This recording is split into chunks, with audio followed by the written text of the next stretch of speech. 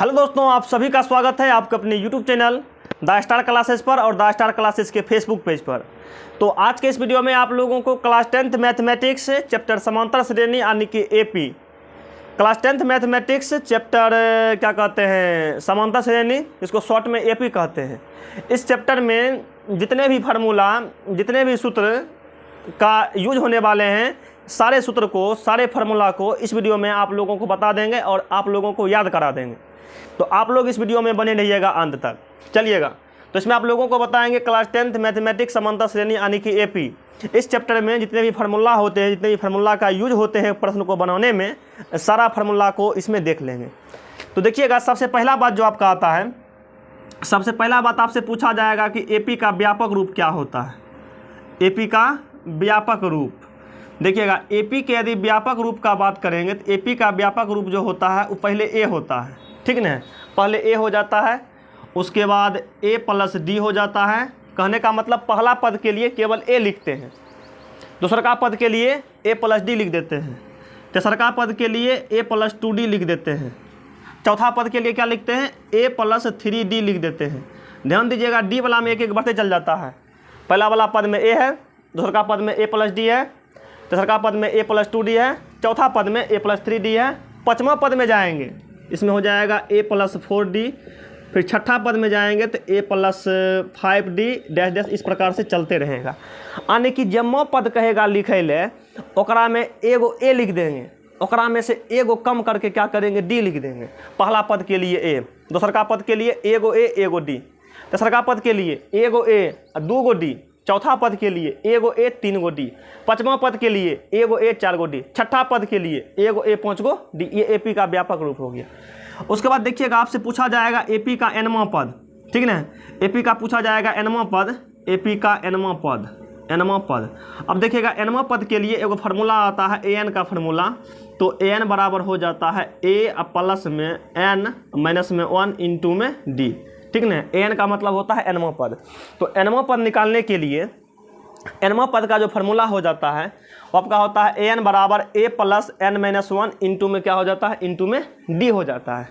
उसके बाद आपसे पूछा जाएगा प्रथम एन पदों का योग, प्रथम एन पदों का योग। अब देखिएगा, प्रथम एन पदों का योग जो होता है इसको एस एन से दिखाते हैं।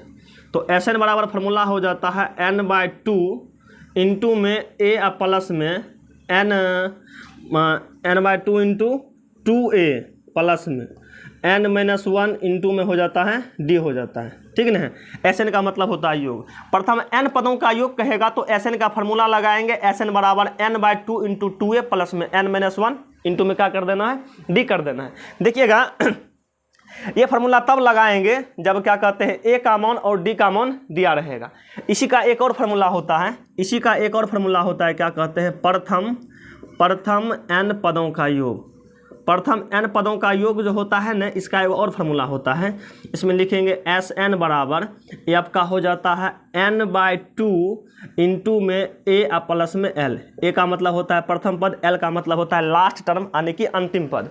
जब अंतिम पद का मान दिया रहे, एल का मान जब दिया रहे, अंतिम पद का मान दिया रहे, तो एस एन बराबर n/2 इंटू ए प्लस एन, क्या कहते हैं, n/2 इंटू ए प्लस एल।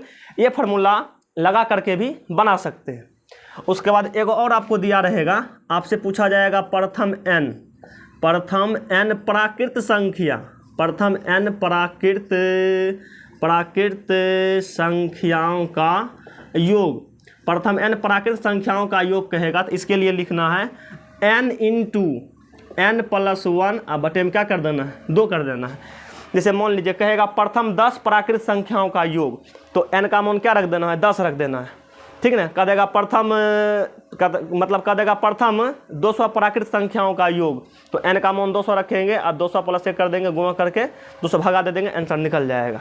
तो एपी चैप्टर में इतना का फार्मूला, इतना कंसेप्ट आपको पता होनी चाहिए। उसके बाद 5.1, 5.2 और 5.3 का सारा क्वेश्चन जो है आप लोगों का कंप्लीट हो जाएगा। एक बार फिर से देखिएगा, एपी का व्यापक रूप कहेगा तो ए प्लस डी, ए प्लस 2d, ए प्लस 3d, ए प्लस 4d, ए प्लस 5d हो जाता है। और बाद एपी का एनवां पद के लिए कहेगा फार्मूला ए एन का, ए एन बराबर हो जाता है ए प्लस n-1 इंटू डी। प्रथम n पदों का योग कहेगा तो Sn का फॉर्मूला होता है n/2 × 2a plus n-1 × d। इसी का दूसरा फार्मूला, प्रथम n पदों का योग कहेगा तो Sn बराबर n/2 × a प्लस l हो जाता है। जब l का मान दिया रहेगा तो ई फार्मूला लगा करके निकाल सकते हैं। और प्रथम n प्राकृत संख्याओं का योग कहेगा n × n + 1/2, प्रथम n प्राकृत संख्याओं का योग हो जाएगा। अब देखिएगा इसमें कुछ अक्षर का जो प्रयोग हुआ है, अक्षर का मतलब समझा देते हैं। अक्षर का मतलब जहाँ, ठीक ना, जहाँ ए का मतलब क्या हुआ, तो ए का मतलब हुआ पहला पद या प्रथम पद। ए का मतलब क्या हो गया, ए का मतलब ये आपका प्रथम पद हो गया।